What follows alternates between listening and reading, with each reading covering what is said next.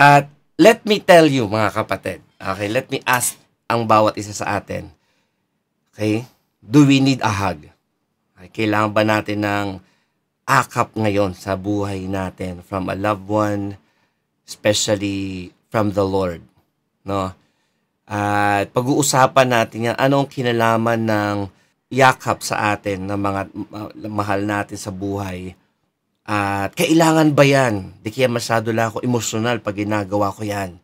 Naku, malalaman niyo po ngayong umaga na malaki ang naitutulong ng pagyakap o akap, hug or embrace sa atin ng ating mga loved ones. Okay? So, let me share po sa inyo, mga kapatid. Sa ang ating pag-aaralan ay the powerful effects of embracing to your mental health. Ano ang nagiging dulot sa iyo ng ating mental health? Okay, ng ating embrace sa ating mental health. Kasi as we can see, mga kapatid, sa atin ng mga nakaranas ng pagtulong ng Panginoon, pagbigay niya ng kanyang presensya, meron pa ring ibang dulot yung kapatiran or mahal sa buhay, husband or wife or anak or parents, mga kapatiran na talagang nagbibigay sa atin ng brotherly embrace, loved ones na nag-embrace sa atin. At bakit hindi natin dapat iyan tanggihan? Okay? So, let's proceed, mga kapatid. Let's proceed. At itong totoo, you need to know that embracing or hugging reflects God's love and give you emotional and spiritual healing. Yan.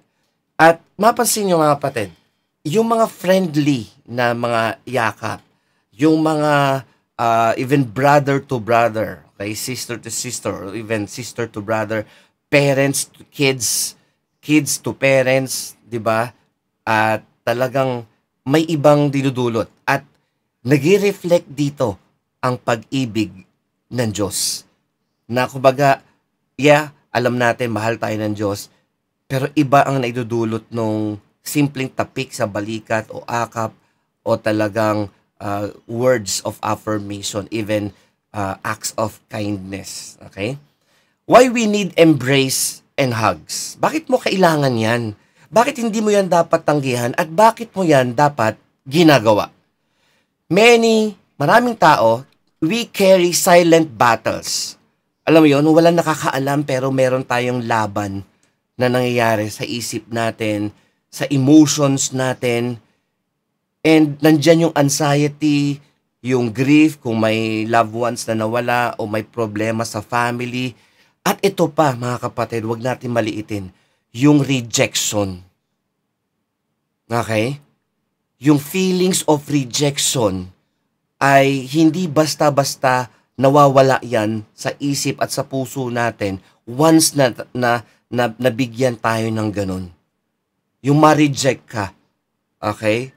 Kaya Obet siguro sa work niya noon at masabihan ka na may taning ka na, those words, hindi ka na niyakap, binigyan ka pa ng words na gano'n, or tinanggihan ka, that's too much.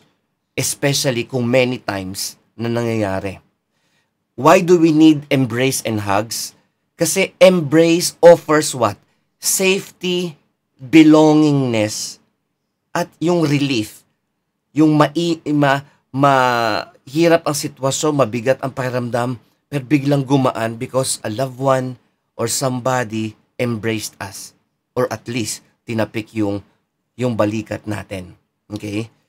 At itong question sa atin, kailan ka huling nagbigay ng yakap na nagdulot ng tunay na kapanatagan sa puso mo?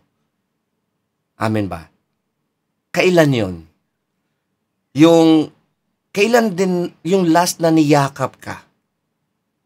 Okay? Inakap ka. Kailan ano ang feeling? Napanatag ka ba? Kailan yung last time na ikaw ang nagbigay ng pagyakap? When was the last time? Especially with your loved ones. 'Di ba? At ayaw natin maging emotional yung yung usapan na to, pero it is very emotional mga kapatid. Kasi hindi tayo body lamang. Hindi lang din tayo spirit. Okay? We have a soul na nakakaramdam. Okay? Tuloy natin. Let's talk about that. So, these are the verses. Okay? Ano yung mga scriptures na nagpapakita na tayo ay nangangailangan ng yakap? Okay? Isa sa mga first mention, mga kapatid, ay nasa Genesis chapter 33 verse 4. Basahin ko lang ha.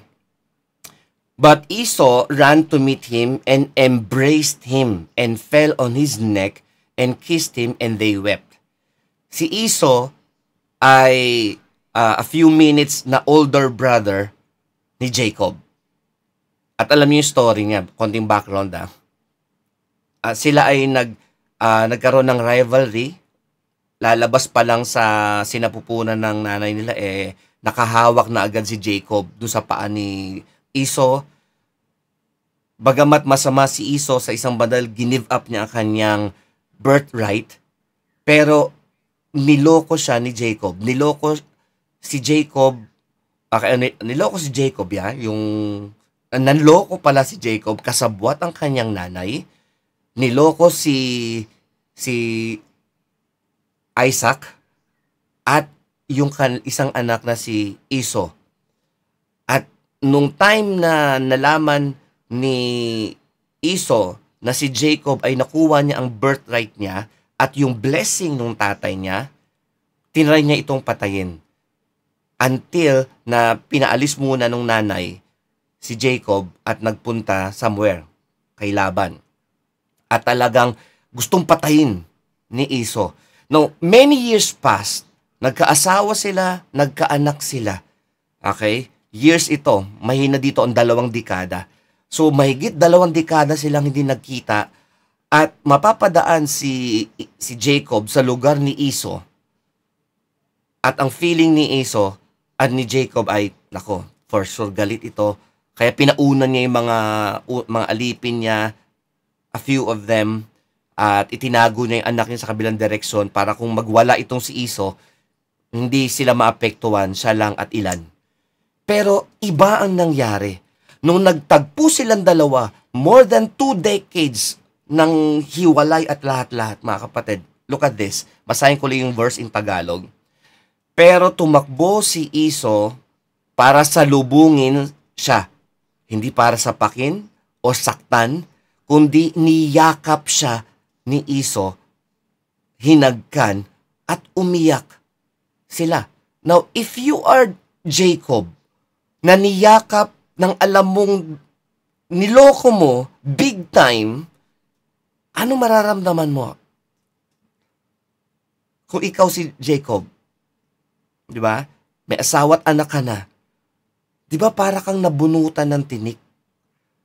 All because of this one embrace. Okay?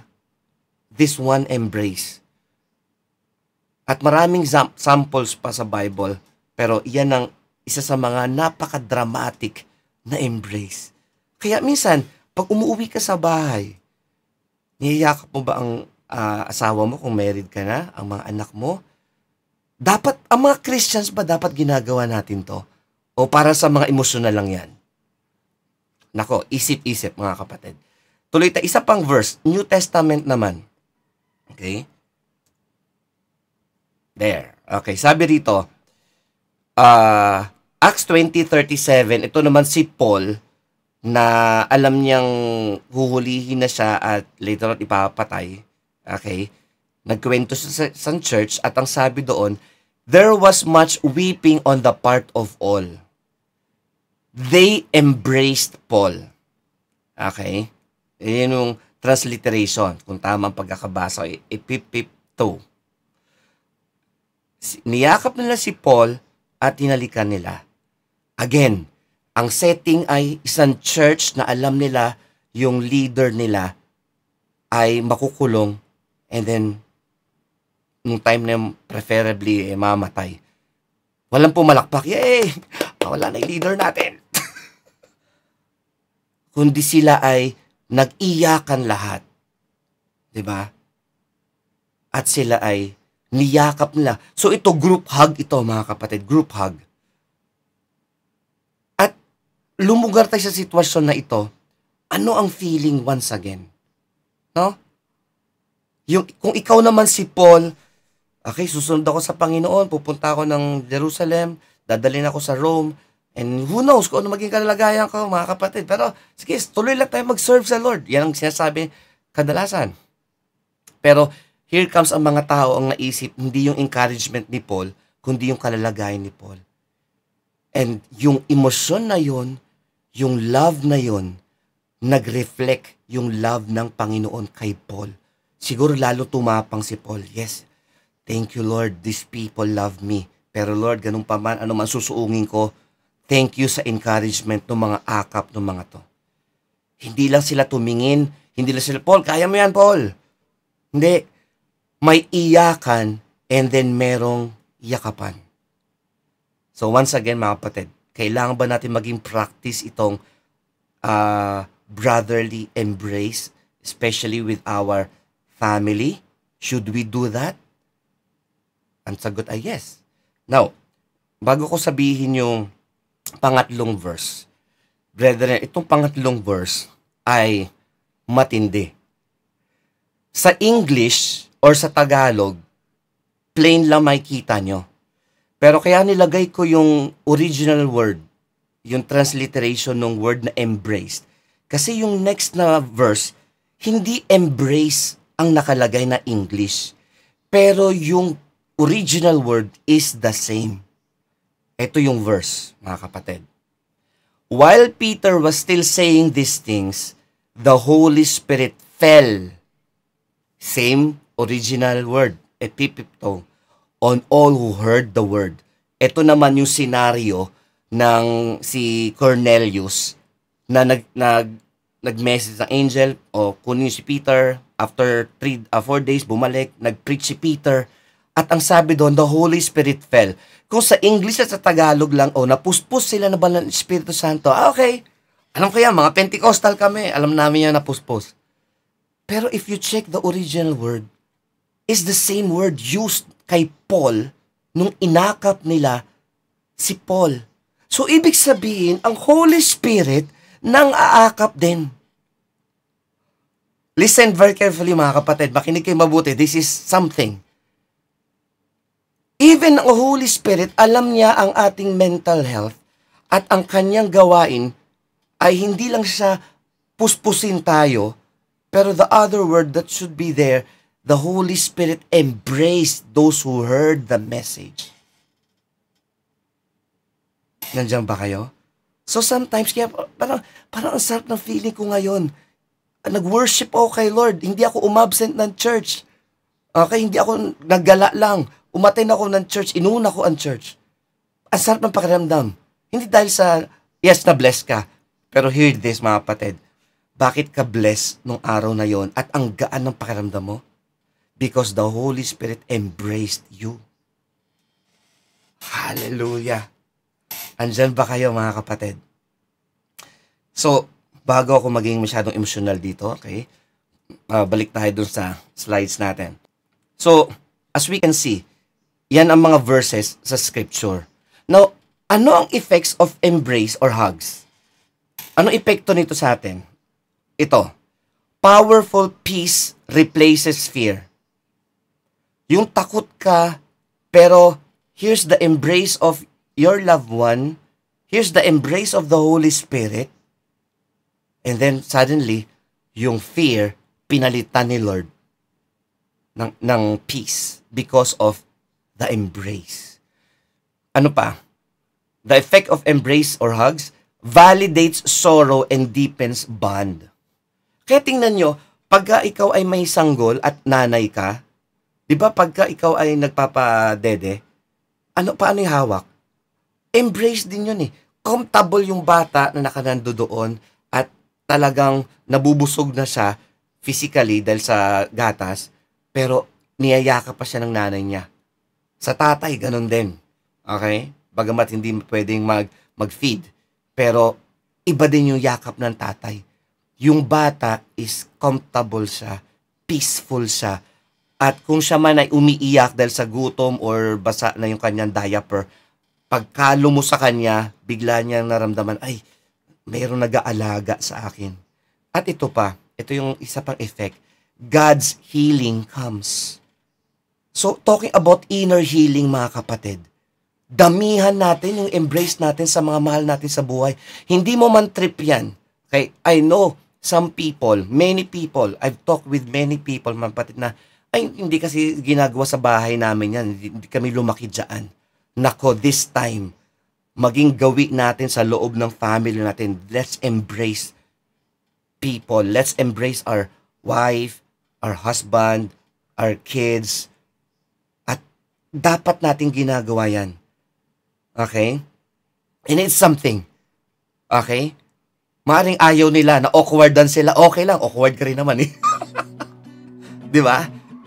Pero that's one thing na kailangan natin ginagawa. Thank you for taking time to listen or watch this podcast episode. So what you've heard is about the important topic of hugs and embraces when it comes to our mental health. Many more topics ang darating about mental health awareness and inner healing in combination with the biblical spirituality. As you may know, may kinalaman ng ating mental health sa ating spiritual health. Magkadugtong ito at di mo ito pwedeng paghiwalayin. As you stay listening and watching for the next podcast pa ng channel na ito, you will see yourself growing spiritually and mentally, and you can thank me later. And by the way, if you're new to this podcast, please consider to follow and subscribe to Speak to Inspire podcast. This is a podcast of the UVCC Church. We're in Spotify and Apple Podcast and in YouTube. So this has been Genius Ramon III. See you again soon. Bye-bye.